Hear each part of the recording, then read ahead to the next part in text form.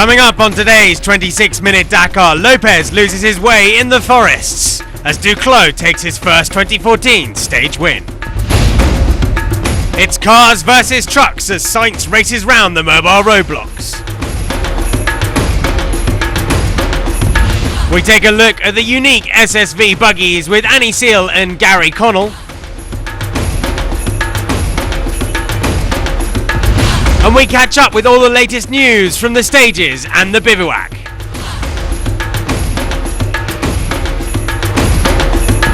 And in today's Dakar Passion, we ask for the best childhood memories of the Dakar from our panel of legends. All this and more coming up on today's 26-minute Dakar of Tucumán to Salta.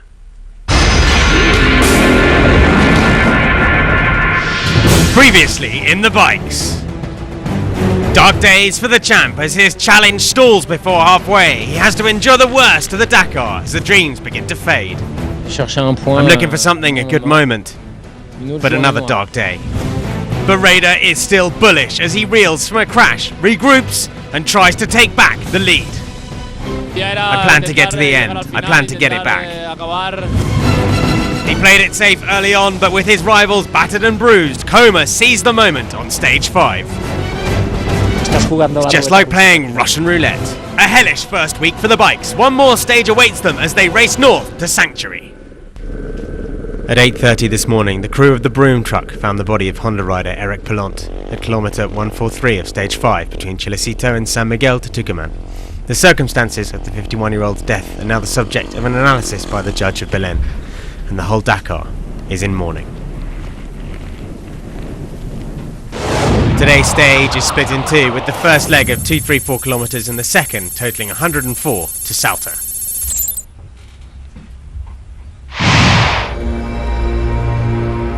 Thunderstorms rocked the night and cleared the heavy air that had previously covered Tucumán. The fresh air bringing out the fans in their thousands.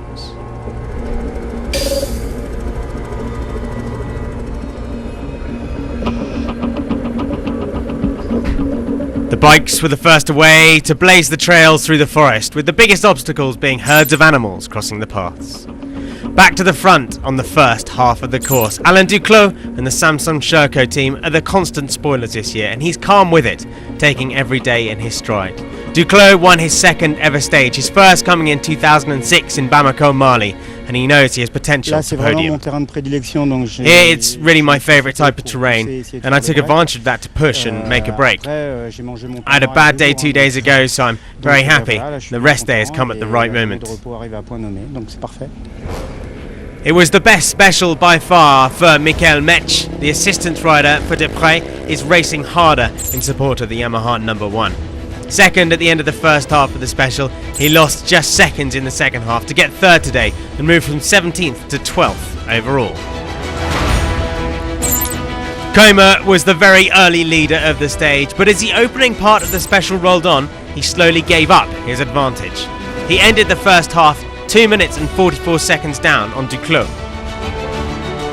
Then, in a brief flurry of activity, Coma decided to take the wheel of Villadoms at the refuelling stop, though as to the reasons why, the KTM riders remained tight-lipped as they worked.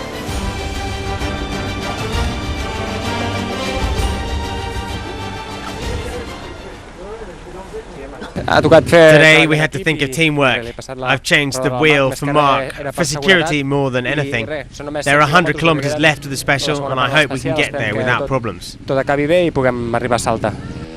Whatever the reasons, it sure worked as Coma closed the gap to Duclos by nearly 2 minutes to take second on the line. The third of the factory bikes in the race was Chaleco Lopez, and he was finding it hard. Tight and twisty tracks meant the slightest navigational hesitation could prove costly, and there was worse to come for Lopez. At kilometre 211, he went down in a dry riverbed, destroying the bike in the process.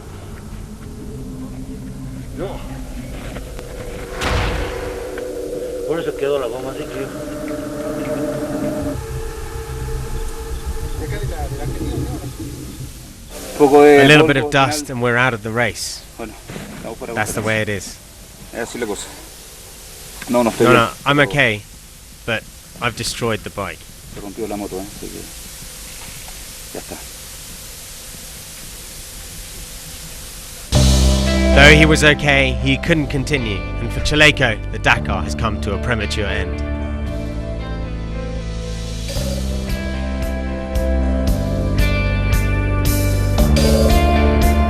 It was a tough day to start with for Barreda, starting relatively low down the order in 13th due to yesterday's problems. He spent a lot of the day eating dust. When he finally found a clear route, he picked up speed and brought the Honda home safe in 4th.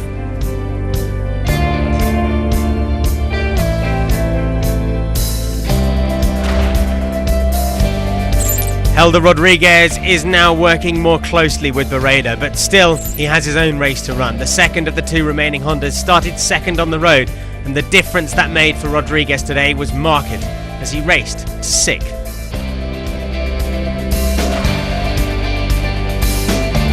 Starting 17th today, just behind the unfortunate Lopez, was Dupre.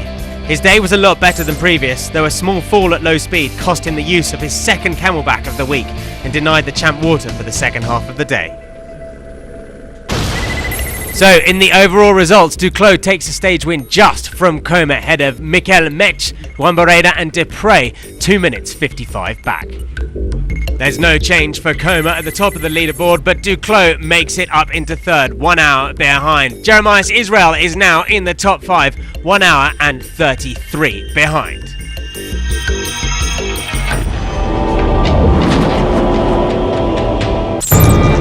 Two days ago, he was the rally leader, but Rafał Sonik fell to 3rd place yesterday, and today, the Polish rider leads the way from checkpoint 3 to score his second stage win on the Dakar this year. What a recovery! The quad is repaired, and Sonik climbs back from 3rd to 2nd overall, now just 22 minutes 18 from the rally leader. For the first time in 6 stages of racing, the quads had the same leader 2 days in a row. Sergio Lafuente won yesterday to take control in this category. Today, the Uruguayan rider took the second best time, 54 seconds behind Sonik, and Lafuente keeps that first place overall before the rest day.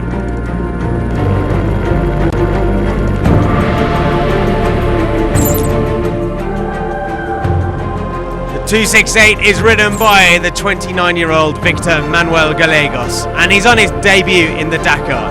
The Chilean was 17th overall at the end of day 3, and since then, he's progressed up to 11th going into Chilecito. Today, he was the 3rd best quad rider, and he climbs to 9th overall. It was a difficult day for former race leader Ignacio Casale. The Chilean was less than 17 minutes from the rally leader this morning, but today he lost 8 minutes and 6 seconds and second spot. Casale is now 3rd overall, 24 minutes behind the leader. The youngest rider of the 2014 Dakar is Jeremias Gonzalez, and he's still in the race. The 18-year-old Argentinian improved regularly from 22nd after day 1 up to 11th into the rest day. With Patronelli long gone, the quad race is wide open going into week 2.